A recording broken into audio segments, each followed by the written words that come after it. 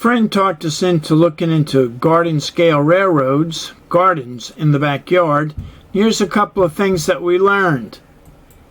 So here's another shot of his garden railroad, and we looked at it 8 o'clock in the morning just after a heavy rain. So you can see we've got a lot of that non-floating mulch that floated across the track. Stay tuned for more.